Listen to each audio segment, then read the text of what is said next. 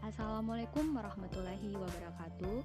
Terima kasih atas kesempatan yang telah diberikan kepada kelompok kami.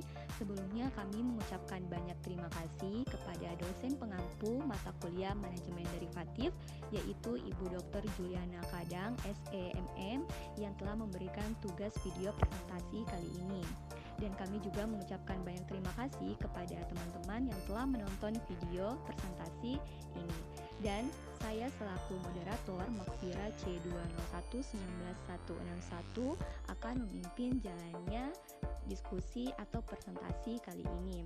Dan saya akan ditemani oleh rekan saya, yaitu ada Nurfadila Salsabila C201-19038, ada Rahmawati C201-19160, ada Andi Awalia Ramadhani C201-19039, dan ada Mariana Hussein C201-19036.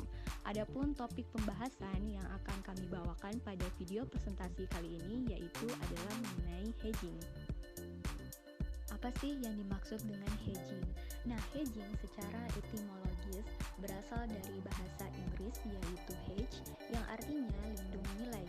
Secara terminologis, hedging adalah tindakan untuk mengurangi ketidakpastian dari gerakan harga aset di masa yang akan datang, menurut Christopher Pass pada tahun 1999.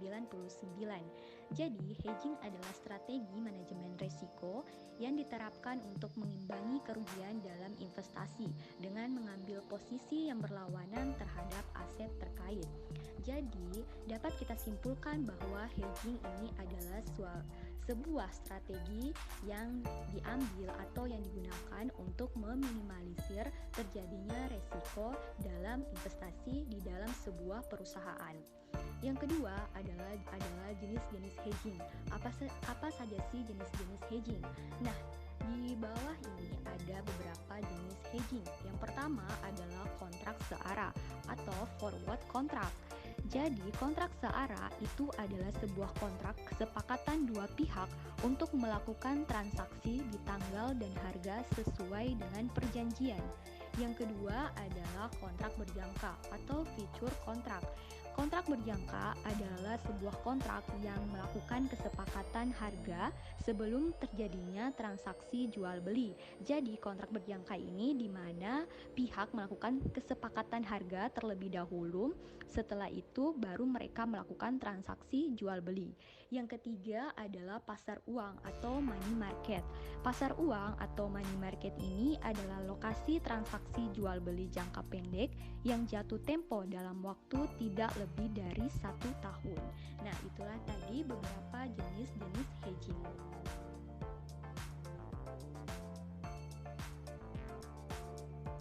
Mana sih cara kerja hedging? Cara kerja hedging adalah melindungi nilai dari sebuah aset atau instrumen kerugian dari risiko kerugian yang terlalu besar. Salah satu teknik yang paling umum adalah pembuatan dokumen kontrak, di mana setiap nilai.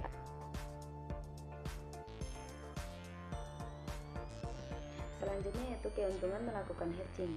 Yang pertama, mengurangi atau meminimalkan risiko harga apabila terjadi perubahan harga yang tidak sesuai dengan yang diperkirakan, disebut risk insurance. Yang kedua, bagi produsen atau pemilik komoditi dapat menentukan harga penjualan produknya sebelum, selama, dan sesudah panen selama pasar berjangka. Yang ketiga, bagi pengolah komoditi seperti proses atau miller, hedging tersebut merupakan suatu alat pembelian purchasing tool. Dan yang keempat, dengan adanya hedging, pihak kreditor atau bank lebih berani memberikan kredit kepada produsen atau pemilik komoditi yang telah menghedge komoditinya. Dan yang terakhir yaitu, melalui hedging, konsumen akhir akan dibebankan harga jual. Kerugian melakukan hedging. Yang pertama, risiko basis.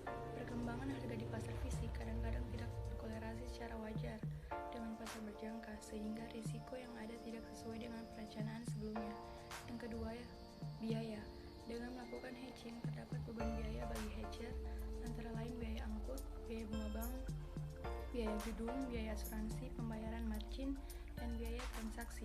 Oleh karena itu, hedger harus mempertimbangkan mempertimbangkan biaya-biaya tersebut sebelum melakukan hedging.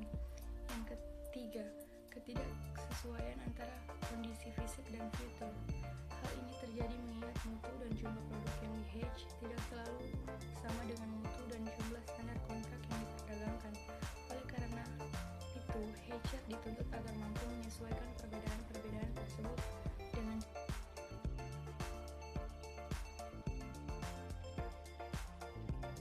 strategi hedging. Pada dasarnya, hedging adalah sekumpulan strategi yang bisa dipilih untuk melindungi nilai keuangan atau sebuah instrumen. Nah, di sini terdapat beberapa strategi hedging yang bisa diterapkan sesuai dengan kebutuhan. Yang pertama yaitu strategi arbitrase, di mana merupakan strategi yang paling banyak digunakan di kalangan trader atau investor. Nah, cara kerja strategi ini yaitu melakukan pembelian sebuah produk emiten atau saham, lalu segera menjualnya di tempat lain dengan harga yang lebih tinggi. Melalui strategi ini, seseorang akan mendapatkan keuntungan dari nilai penjualan yang lebih tinggi dari pembelian.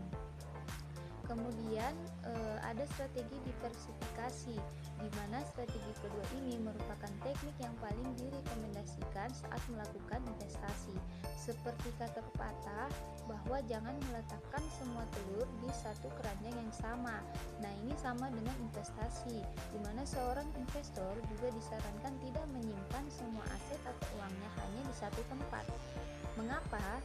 Karena jika seorang investor menyimpan uangnya hanya di satu tempat, maka ketika instrumen investasi tersebut mengalami penurunan, maka risiko kerugian tentu sangat signifikan. Nah, hal ini akan berbeda jika investor melakukan investasi di berbagai jenis instrumen berbeda, seperti properti dan makanan. Sehingga jika satu mengalami kerugian, masih ada kemungkinan mendapat keuntungan di instrumen investasi lainnya. Kemudian yang ketiga ada strategi average down, di mana strategi ini dilakukan dengan membeli saham secara bertahap ketika terjadi penurunan harga pada saham tersebut. Investor akan membeli sahamnya dengan harga lebih murah. Nah, sehingga ketika harga saham naik sampai mencapai di tengah harga pembelian pertama dan kedua, investor akan mendapatkan keuntungan. Nah, hasil keuntungan dari pembelian kedua ini bisa menutupi kerugian di pembelian pertama.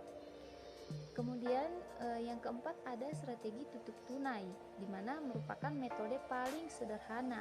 Nah, tutup tunai ini biasanya dilakukan ketika harga saham mengalami penurunan tidak menentu. Dalam mengatasi hal ini, investor memilih untuk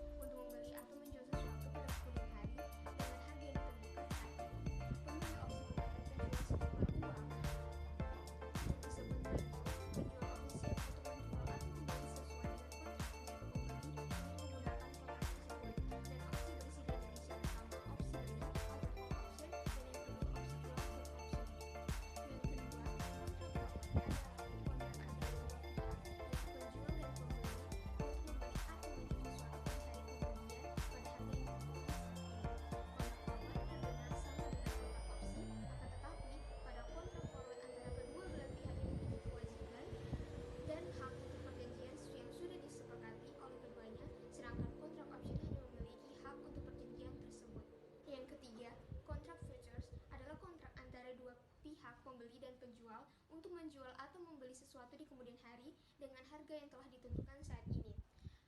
Kontrak futures di dalam transaksinya tidak ada penyerahan fisik yang terjadi. Kontrak forward maupun futures, keduanya memperbolehkan kedua pihak untuk menentukan suku bunga, harga komoditas, dan nilai tukar, sehingga dapat menghilangkan efek variabilitas dalam barang tersebut. Dan yang terakhir, kontrak swap. Swap adalah transaksi di mana dua pihak setuju untuk saling membayar serangkaian arus kas selama periode waktu tertentu. Kontrak swap adalah suatu perjanjian antara dua pihak untuk menukarkan pembayaran suku bunga selama jatuh tempo tertentu pada suatu jumlah yang disepakati. Ada dua jenis utama kontrak swap. Yang pertama, coupon swap, yaitu terdapat satu pihak membayar bunga pada tingkat tetap atau fixed rate pada saat perdagangan sebagai suatu spread terhadap suatu obligasi, sementara pihak lain membayar pada tingkat mengambang atau floating secara periodik sepanjang usia perjanjian. Dan yang kedua, basis swap, yakni dua pihak saling menukar pembayaran bunga mengambang berdasarkan tingkat referensi yang berbeda. Dengan demikian, mekanisme yang berlangsung semacam ini transaksi swap mengubah aliran aktivitas, hutang, atau aliran kas dari satu jenis ke jenis lain dan dari mata uang ke mata uang lainnya.